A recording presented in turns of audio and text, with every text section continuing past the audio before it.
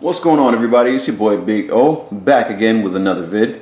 Just want to say thanks for tuning in. Hope everyone is having a glorious day.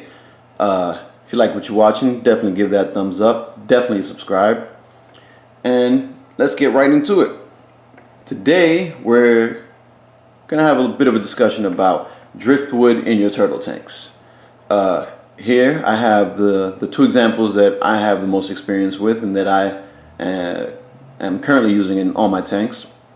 To the left here, these two pieces are what are known as Malaysian driftwood. And things I enjoy about Malaysian driftwood, if I could just pick this up. First of all, it's pretty inexpensive, depending on where you get it from. This piece, along with this one right here, and along with a third that I have in one of my tanks right now, I got all three of them together for less than $20. Now, as you can see, this piece is probably just over a foot long, you know, a couple of inches wide, I'd say.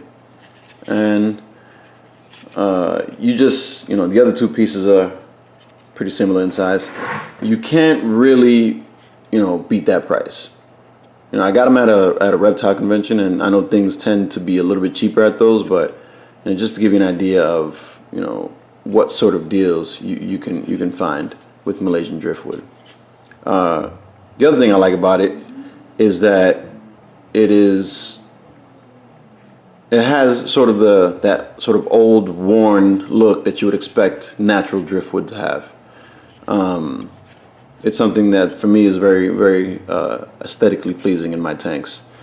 And the other thing I like about it is that it's very dense. It's very dense. It is going to drop immediately to the bottom of the tank as soon as you introduce it to your tank. It's not going to float. You don't need anything to pin it down. You don't need to tie it down. You don't need to let it absorb water so it can stay submerged. Nothing like that. It's going to go straight to the bottom. No questions asked. And it's readily available. I don't know if I mentioned that already. You can find it pretty much anywhere that reptile products are sold, in-store, online, conventions, that sort of thing. And it's it's pretty sturdy. You can it's not gonna break apart. It's not gonna if I drop it or whatever, it's not gonna snap. And what I really like about it, probably above all else, is that it will not, at least in my experience, it will not leach any tannins into your water. It's not gonna tan up your water at all, which is definitely a bonus. Kind of speeds things up a little bit. And I will say there are a couple of things that I don't like about it. One is that after it's been submerged for quite some time, it might take a really long time for this to happen, but you'll notice that you'll get little pieces that kind of start to chip off. And I just felt a piece that was feeling kind of loose. I can't really find where it was, but anyway, after it just being submerged for that long, you will get pieces that start to chip off. And it's natural. It's a natural piece of wood. Under a piece of wood that's constantly submerged is it's definitely going to have an expiration date to it. But that being said, it will definitely last a very, very long time. Which brings me to the other thing that I do not like about it. As pieces chip away, you have the chance of getting these sort of sharp, very rigid, jagged sort of edges start to develop on the wood. It's not the end of the world, but some turtles can be pretty adventurous, crazy little critters, and they get themselves into all type of trouble. So just want to watch out if you have Malaysian driftwood and you notice that it starts to chip and stuff like that, because you want to make sure that it doesn't become dangerous to your turtles or anything else that you might be using it for. But it's something that's easily taken care of. You know, you can snap it off, you can sand it down, and you know, you won't have any problems. Which brings me to this. Ooh, this bad boy right here, a lot heavier than it looks. This here is Mopani driftwood, and this particular piece, as you can tell by the tag, is, I still haven't used it. I'm not gonna say it's brand new because I've had it for a very long time, but I haven't used it at all. This one is from Zoomed, and that alone should tell you that it's also very readily available. I'm pretty sure most people have heard of it. Most people who keep fish and turtles and any other aquatic critters will tell you that they've probably either used it, have heard about it, or something like that. And again, it's not very expensive, depending on where you get it from. I will say that it seems to it tends to be a little bit more expensive than the Malaysian driftwood, but not that much more. Say, for example, if I bought this here is, let's check the tag. This here is being sold as a, God, I can't even find this thing. Being sold as a large piece. So I probably paid, if I remember correctly, about 18 bucks for this at this online site that I do a lot of my shopping for my turtles. A piece of Mopani, the same size, well, not the same size, but the same category, I guess. A large piece of Mopani would probably be $2 cheaper. I mean, geez, a large piece of the Malaysian would probably be $2 cheaper than the Mopani, which is, it's not much. You know, it's a little bit more expensive, but it's not like, you know, crazy numbers here. Something else I like about this wood that I think is pretty cool is, well, A, it comes from Africa, and B, and correct me if I'm wrong here, it comes from trees that are already dead. So you can kind of consider this like a green product. You know, you're not contributing to the destruction of the environment anywhere, because the trees are already dead. So that's pretty cool. And you'll find a lot like the Malaysian driftwood, but even more so, that this wood is incredibly dense. For this piece, you know, it's not very long, but it's pretty, you know, still has a pretty good size to it if you look at it from this angle. This piece is a lot heavier than it looks, like a lot heavier, and which leads directly into the next thing I like about it. Just like the Malaysian, it's gonna sink directly to the bottom.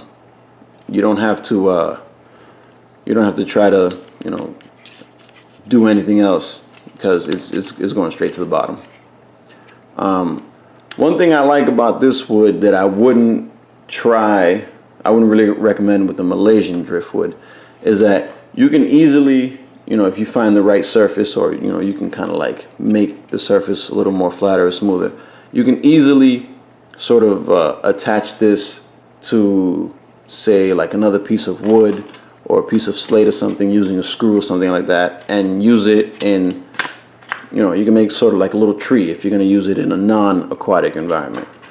I wouldn't recommend trying to drill the Malaysian, because it seems the way it's kind of built, it seems like it would kind of fall apart if you tried that. Not necessarily fall apart, but it just wouldn't work out. The Mopani is a lot denser. I feel like it'll hold up to something like that a lot better. But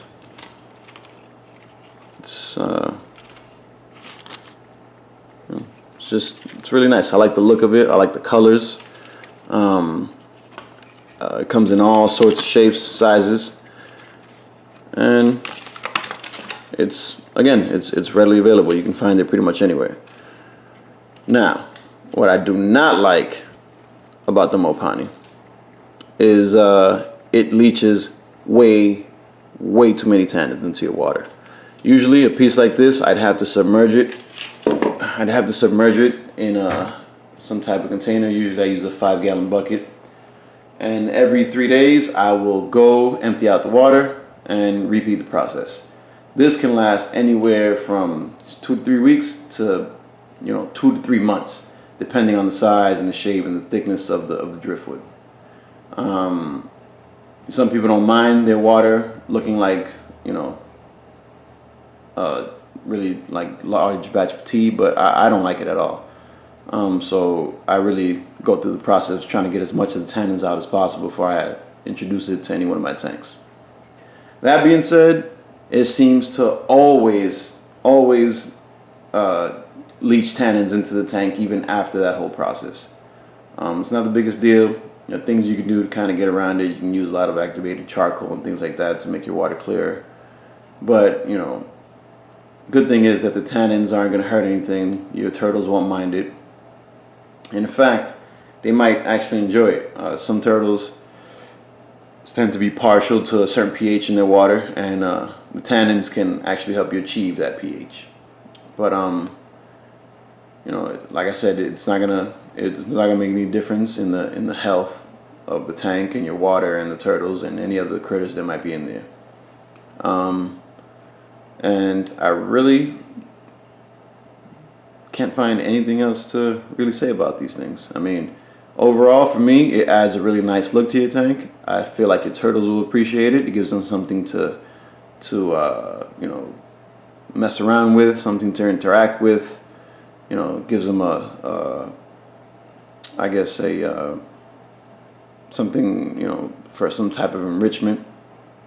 They can you can make basking platforms out of it. You can just use it to create some type of hiding spot. If you don't have if you have a turtle that's not a very strong swimmer, maybe something like a mud turtle or maybe a spotted turtle or something like that, you can use it to add things to sort of tank furniture to help the turtle get to the surface to get a breath of air. They'll sleep on it, they'll sleep under it, they'll use it for all sorts of things. So it would be, I would highly recommend adding driftwood to any turtle enclosure. And I feel like the turtles would appreciate it too. And as far as, one being better than the other, I don't necessarily look at it that way. I don't think one is better than the other. They both have, things that I don't like about them, but they have a lot of things that I do like about them. For me, it's all about the shape. For what the shape and the size for whatever I might need, for whatever look I'm trying to achieve at that particular time. And I always, as you can see, I always keep a few extra pieces because whenever I do like a full clean out, I like to rotate the pieces. I like to organize them in different positions, different ways, and just kind of gives the turtles, something new to look at, something else to explore when you put them back in their tanks. And yeah, I guess overall you can say I highly recommend adding driftwood to all of your enclosures. So that being said, until the next one, happy reptile keeping. Peace.